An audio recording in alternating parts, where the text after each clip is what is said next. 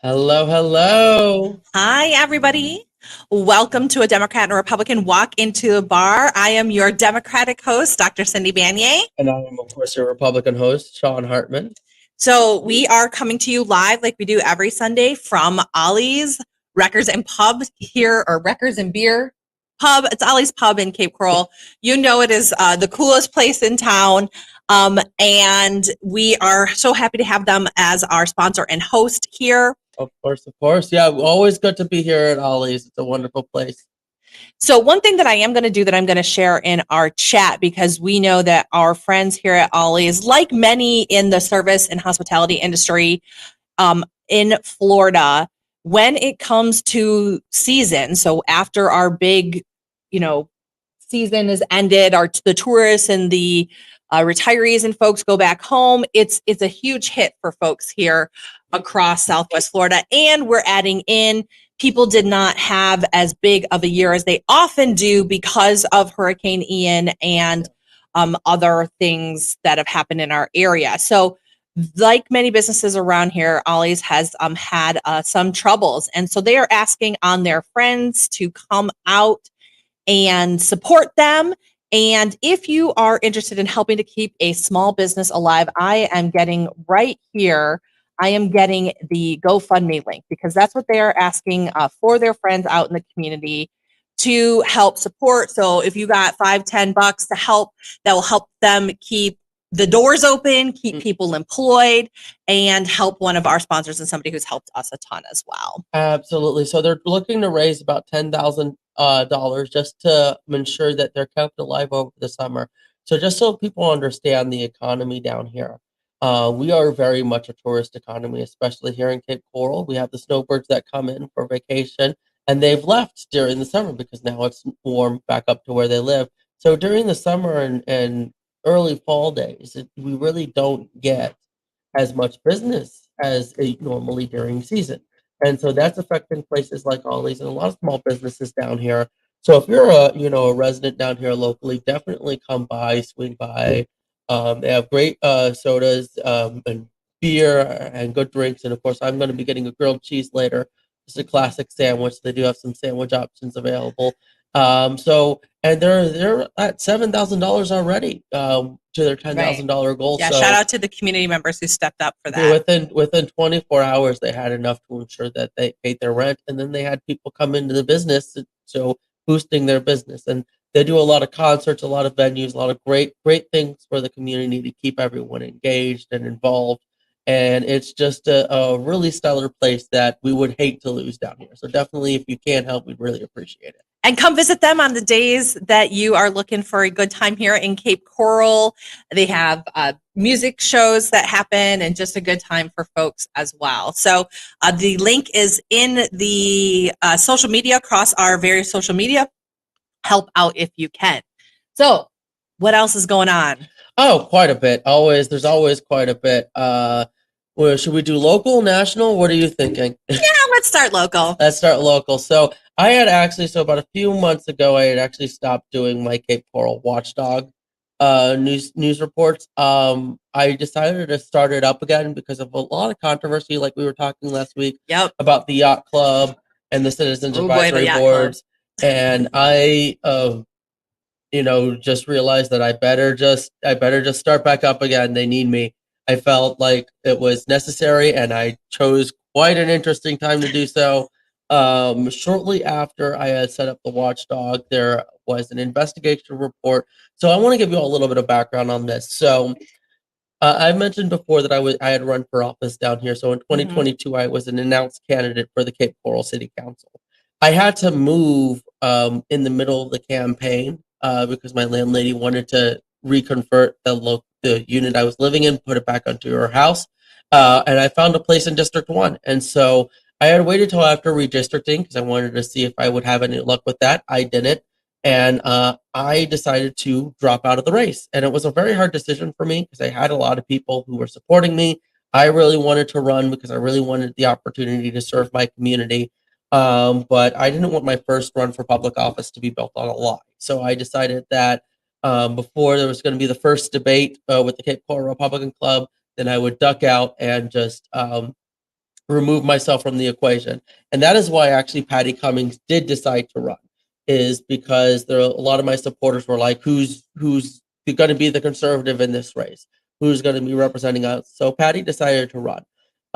Now, I had some suspicions very early on because I knew she had two places and she did tell me she was moving. But when I had questioned her about that, she said that she had a place for her children and she had a place for herself. And from my understanding, she was living at the Palm Tree Boulevard address. So I never really pushed the issue. But there was an investigation and it came from.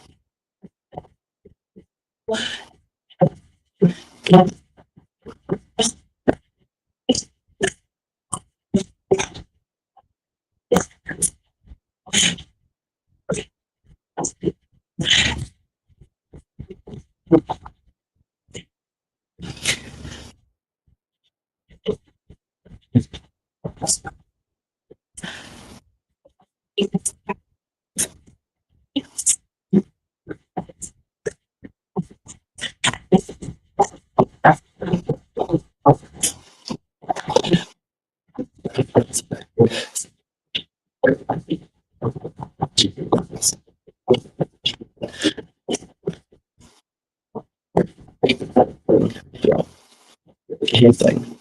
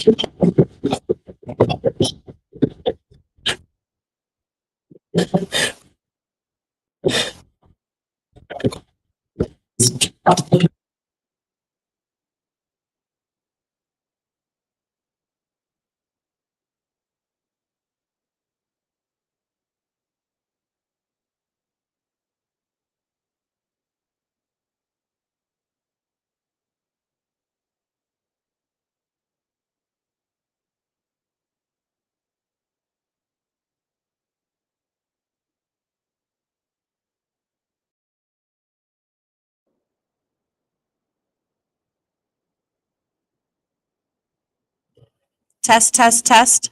There we go. Test, test, test. Okay.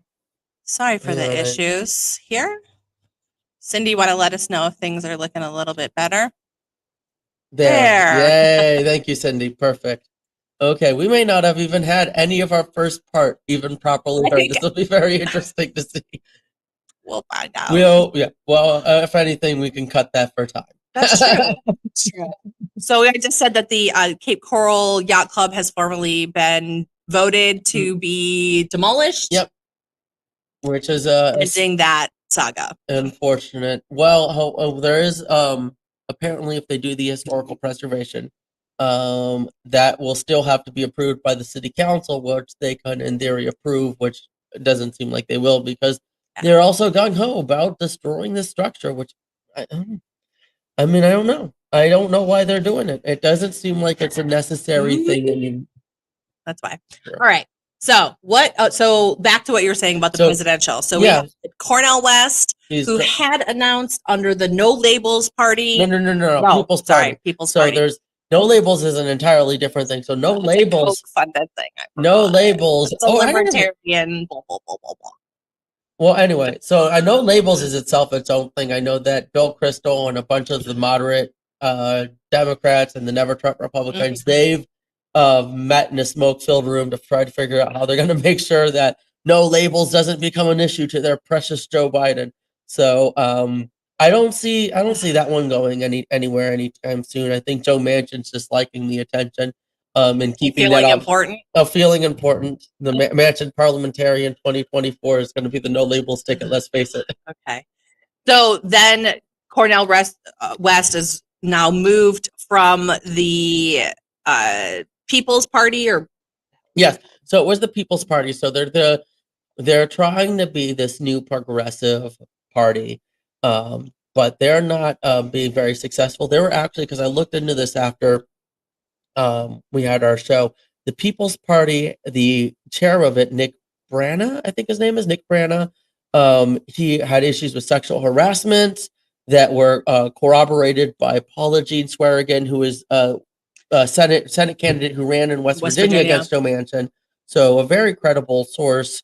There were issues of transphobia. He has apparently a very autocratic ethic. So very interesting, the drama behind that. And they only have ballot access in Florida. So if you're, in theory, wanting to run a national campaign, you want more ballot access. So Cornel West, I think, did the right thing under the circumstances, in the sense that if he's really serious about running, you might as well go with someone who has at least somewhat of an infrastructure. Obviously, the Green Party, we were talking about that and whether or not they're, is it really that much of a step up? It's not. It's all a waste of time. Here's the thing. I know that people want desperately to have something more than the two-party system. I get it. Okay. But right now, what we have is a two-party system, right? In the way that our presidential politics in particular work, right? Yeah.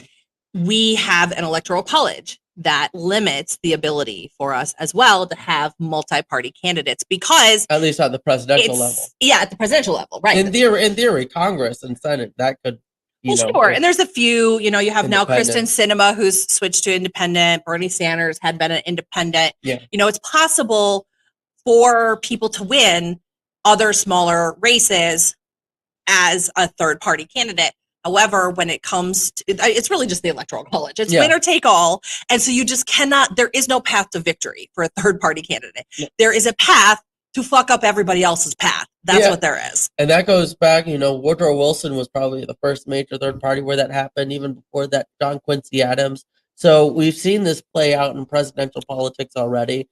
I have mixed feelings about the two-party system, but the more I think about it is a clearer way to ensure majority in terms of the way these parties weed out people, and eventually you get two. It's kind of like what's that, March Madness, or those bracket competitions. That's the primary season until eventually you have the Democratic conference and the Republican conference, and you have one winner. They take home the trophy of the White House. Well, and that's true. And it really does go back to how we have set up our system. And it does largely go back to the Electoral College. And yes, these are all relatively anti-democratic principles that were put in place by the founding fathers because they wanted only a handful of people to be able to make decisions. Ergo, us being a republic. Yep. This is how it has happened. But if you look at other countries that have more possibility for pluralistic voting, right?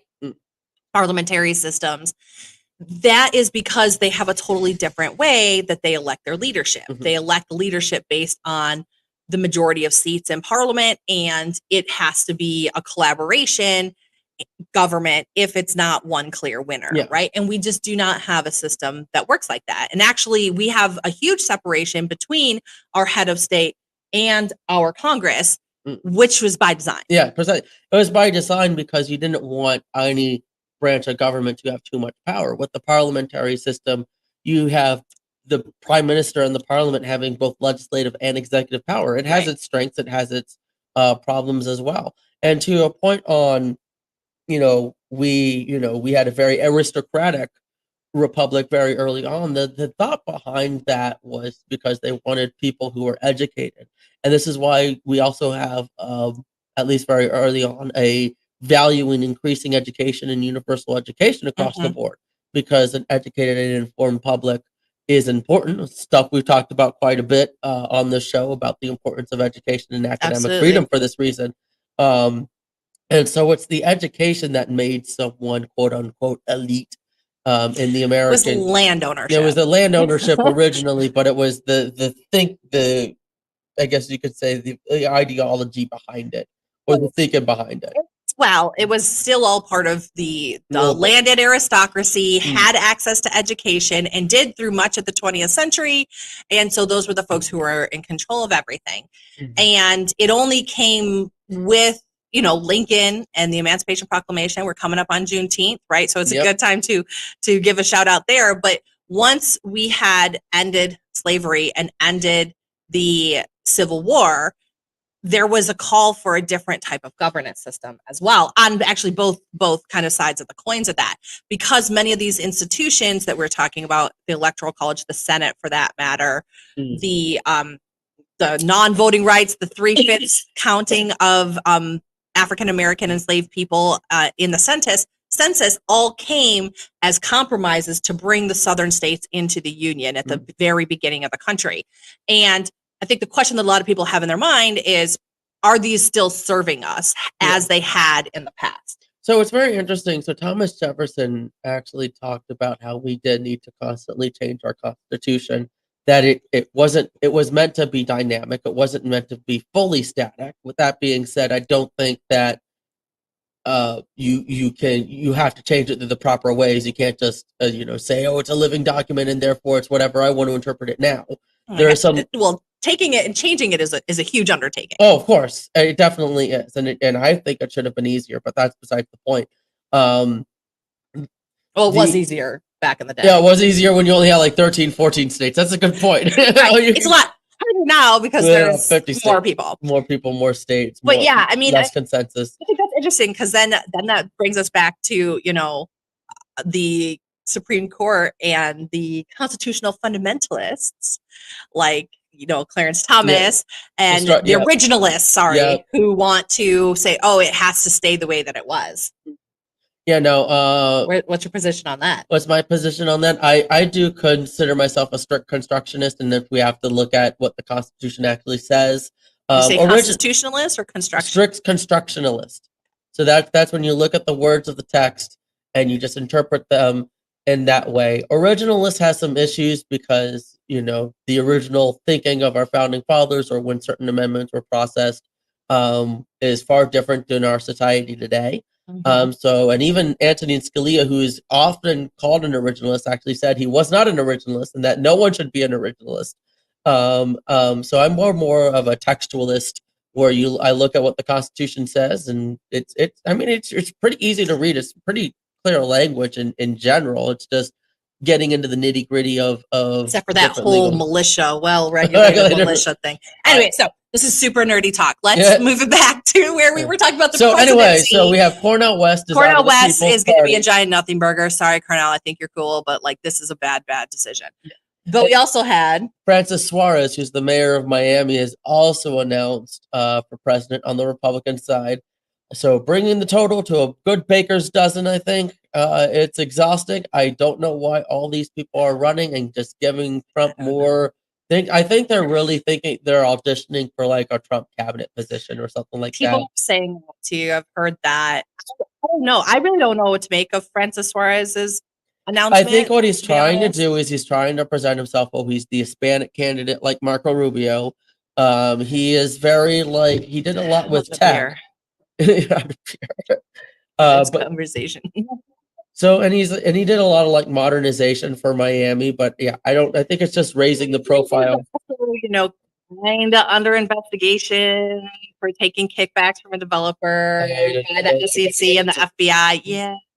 And actually, here's some things that people are thinking is that maybe he's actually pulling a Trump, quite literally, in that the announcement of his investigation by the SEC and the FBI happened the week ahead of his presidential announcement. So maybe he's hoping that by running for presidency, the president, that will give him some cover from any type of indictment. Oh, okay. So you're like how Trump's the thing that about Trump's running for president in order to stop himself from being indicted.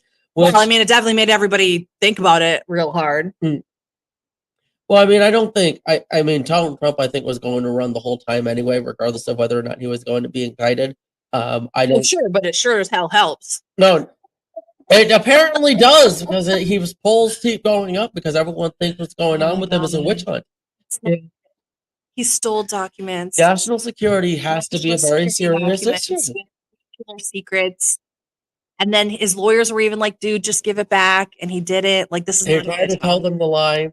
Yeah. And that's why the lawyers keep quitting, because they're breaking the law if they're following their client's wishes, which is a huge conflict of interest. Yeah, which is who would want to word for someone that could make them liable for crimes. Right. Kind of absolutely no one. And they don't want to they don't want to be stripped of their right to practice. So here we are. Basically what's been happening now with that though is Vivek Ramaswamy's little I'm going to pardon President Trump is getting that question asked to all the other candidates. So he's now trying to define the narrative as we should pardon the president if he ends up being indicted, basically trying to stand in solidarity with him. So Tim Scott was asked, he did not commit. I think Ron DeSantis is wishy-washy on it too, but he's hinted that he would do it. But it's very interesting. Like Trump is defining the Republican Party narrative, whether you like it or not. He's the one that defines the story, and it's disappointing because we can't really talk about the issues anymore. We can't really talk about what our conservative values actually are. Well, yeah, because Donald Trump flushed those down the toilet, right? And actually, we have Cindy in the comments here talking about, saying, yeah, he took the documents and lied, and then they would put me in jail. And that's absolutely correct. And that's what a lot of critics have said as well. We have Jack Teixeira, who took top secret documents, photographed them, shared them on a Discord server, ended up getting in the hands of Republican Russian media, actually. And he is being indicted. Reality Winter took one document. I was about to say that because that movie's now on. The movie is on Max. I actually just saw it. Very good. I'd highly recommend. It was very simple but beautifully done. But again, it's like she took documents and she was a whistleblower, revealing to us that Russians were hacking into our elections, which is important information for us to have. Right. And since she was in jail for years.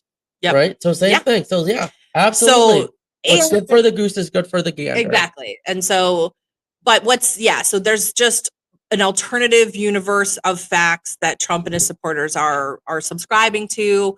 It's quite dangerous, has been quite dangerous, but it is helping him in the primary polls, but apparently making him quite toxic for the possibility of winning a general election. Of course. Because there's enough, of course, Democrats and then people who are independents. And even he's Republicans losing independents like crazy with every one of these new indictments.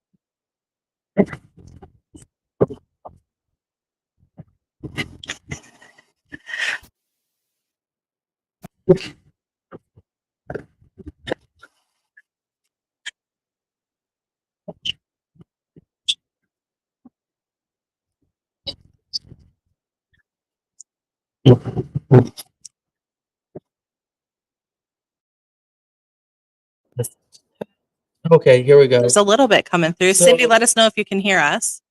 So it has to be on this. Something happens where the microphone gets switched off, I think. I don't know what's going on. Cindy, you still can't hear us? It's back. Okay. Yeah. I think that's what it is. Something's happening where it's switching us out of the microphone. So sorry for our live friends. Like I said, just try not to touch anything and we do our best here. But okay, so we got presidential race heating up on the Republican side. And what else? It's Father's Day. Happy Father's Day. Yes, of course. Happy Father's Day to my father, Ian Hartman. He does sometimes listen to the show. So if you're listening, Dad, happy Father's Day. I did try to call you yesterday, and I spoke to you yesterday or the day before as well. But yeah, happy Father's Day to all of our paternal listeners. There we go. Happy Father's Day. So that's going on. We're getting into summer. I did. Have you been following what's been going on with Ukraine and Russia?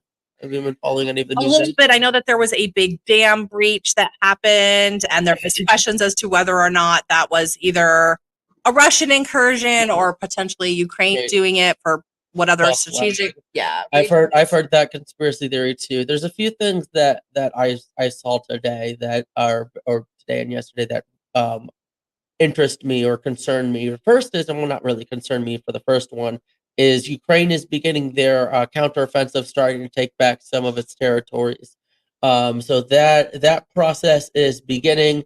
So good on Ukraine. I am, even though again I have often said that I am a pacifist, I really want peace first and foremost. But again, this is their territory. They have every right to defend it and every right to take it back. My big concern, though, is that Russia has stationed tactical nukes in Belarus. So it does seem like this may escalate into some sort of nuclear conflict, which is my big worry.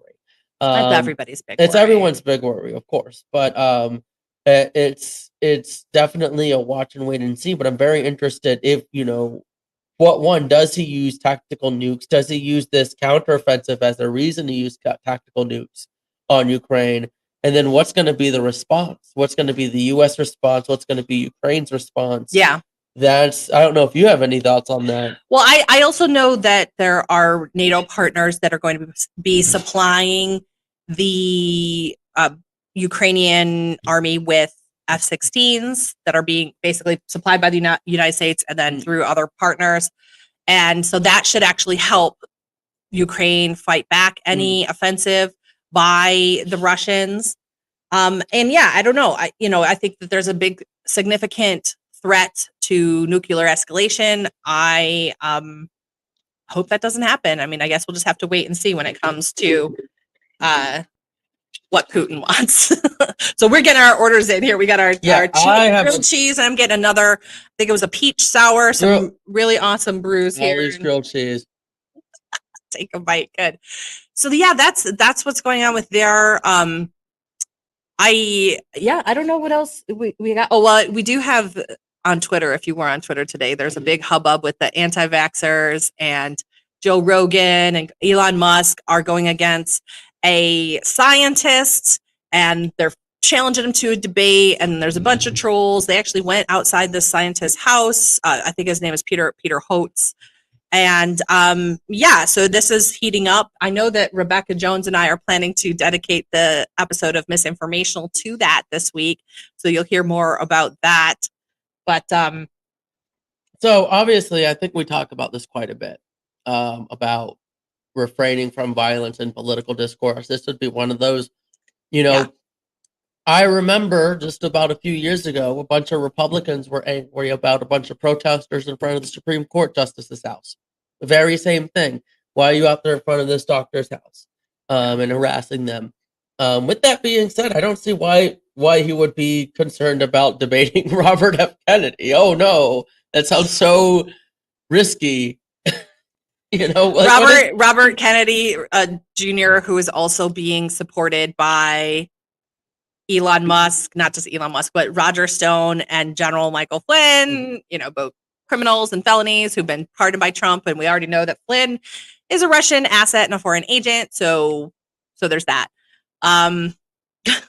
Cindy did ask us about the DeSantis giving Musk special treatment on sales. I actually thought that legislation had been written to target Tesla, which I thought was confusing because Tesla had been the big manufacturer to sales provider, but apparently it was more of a handout to the auto. Oh, is this the industry? This is there's a bill that was he signed that did something with it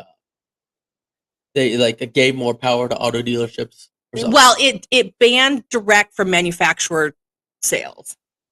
So I don't know. I almost, maybe it's something against like Carvana or one of those other ones, and it gives an advantage to Musk.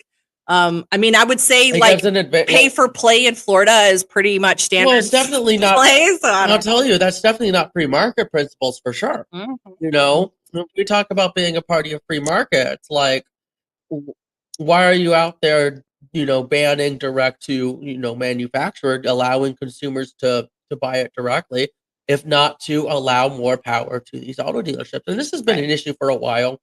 Auto dealerships have long had outstanding political power at the local and state level, particularly the state level, which has most of the regulatory power. And they basically, this happens a lot in government, and why conservatives like myself are very big on limiting government is because when you have a big government with the ability to make a lot of regulation, these corporations can come in and say, I want power, I want a monopoly, I want you to protect me and my industries. This is what, the fights between Uber and Lyft with taxi companies very early on, Airbnb. This is why they like buy these politicians, buy these government officials, essentially. Yeah, I think that this is more or less, the corruption, the bought politicians thing. This is money, influence, and politics. Mm-hmm. And I think plenty of Republicans say that they're small government, but they look the other way on this type of stuff. They really do. No, and it's not consistent, and I don't think it's good governance, and I don't think it's good politics. It isn't the type of thing I support for sure, and I absolutely agree. Like, when it comes to, issues within our own party, we tend to like look the other way and just ignore it. So, sure. If we're not following with our own principles, it's like, that's okay. Unless you're like one of the members of the Tea Party or people like that, and then those people are just seen as the most radical of the bunch, and usually because a lot of them are, and that's the unfortunate fact is that, if you're a Republican criticizing your fellow Republicans, you get attacked. You get attacked as being like a part of the nut job group, if you will, or the Trump Republicans, because that was really Trump's whole MO is recreate attack your opponent. Not just attack your opponent, attack the party itself, attack the party establishment.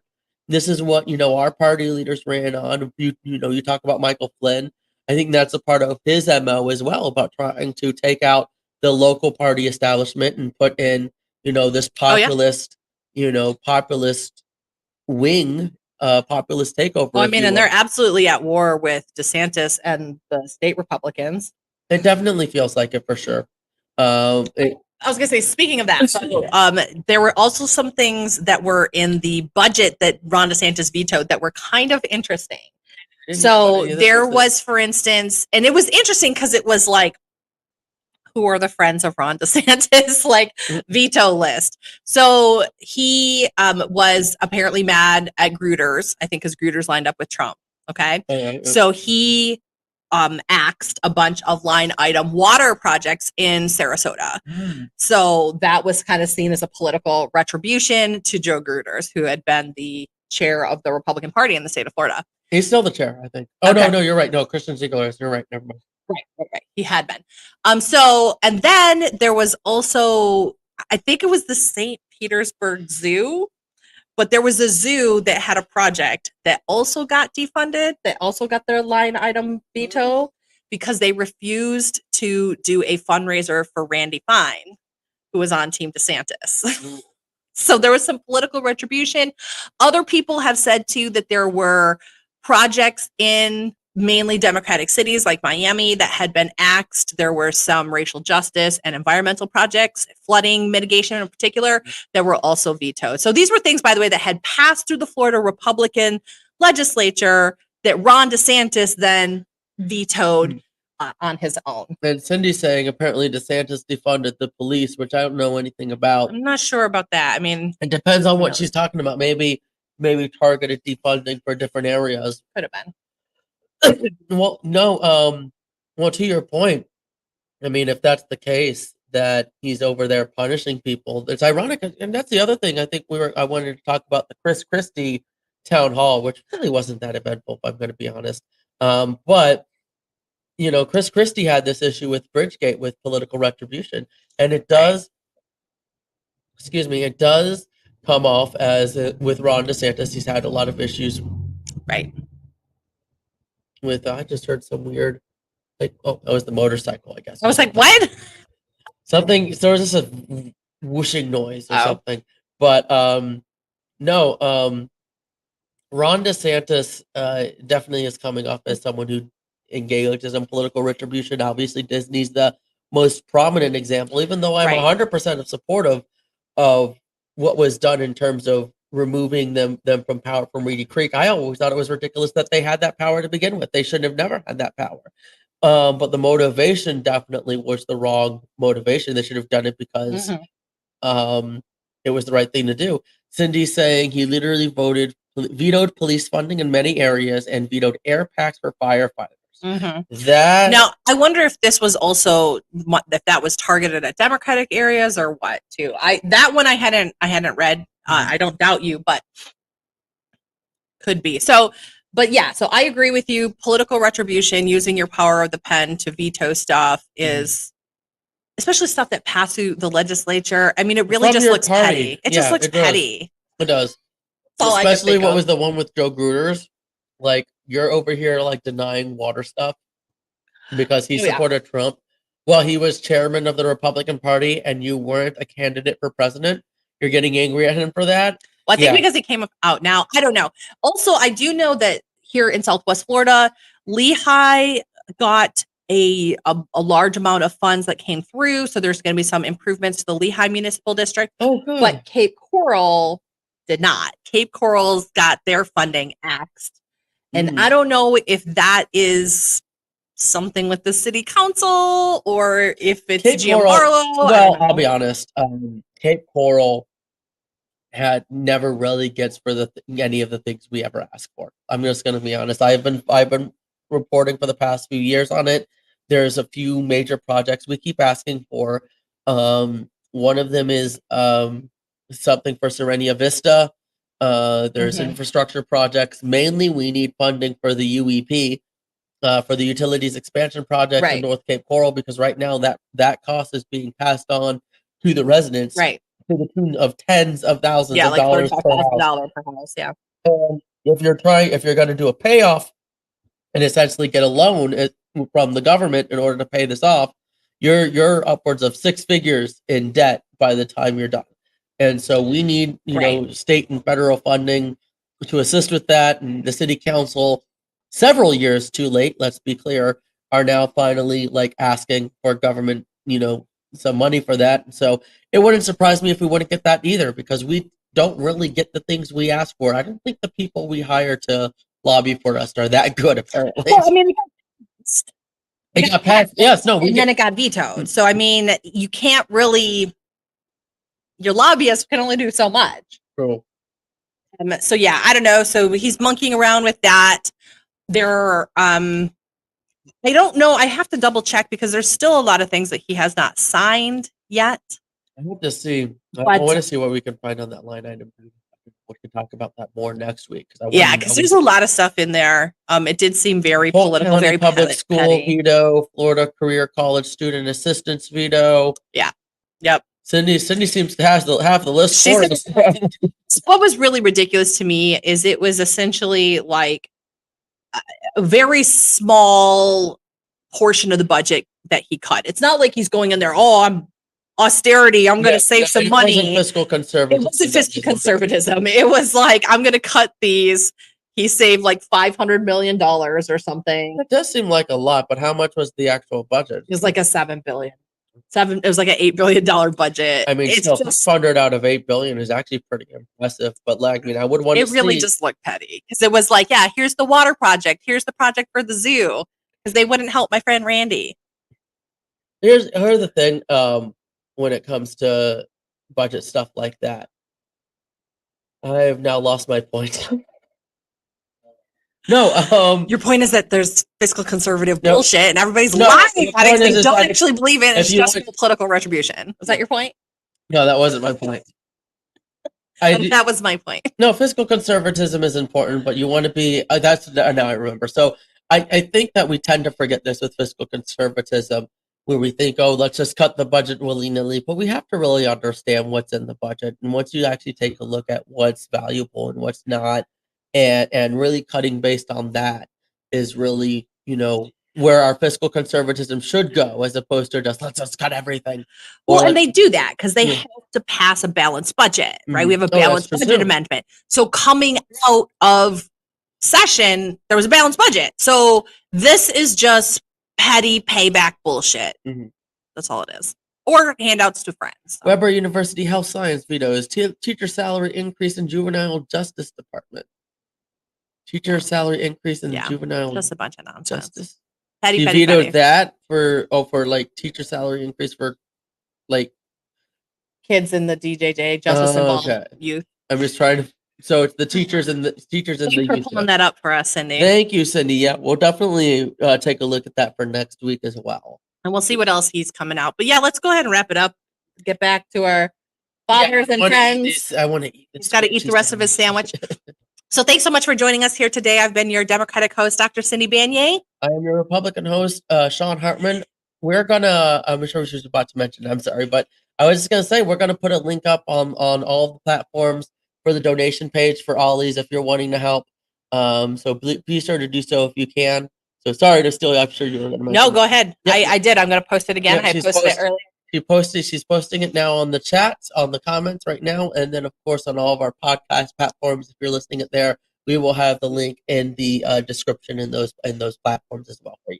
That's right. And this has been Democrat and Republican Walk into a Bar, brought to you by Big Mouth Media. Check out all that we have on Big Mouth Media at bigmouthmediafl.com. You can get a subscription to our show for $4.99 a month or $49.99 a year. Help keep independent media alive. You can also check out all the great shows that we have at Big Mouth Media, and you can get a subscription for all of those shows, which give you access to special events and full-length videos and audios for only $19.99 a month. Don't forget to go to the GoFundMe link to help our sponsor, Ollie's Pub here in Cape Coral, help a small business stay alive, and we will see you next time. Bye-bye.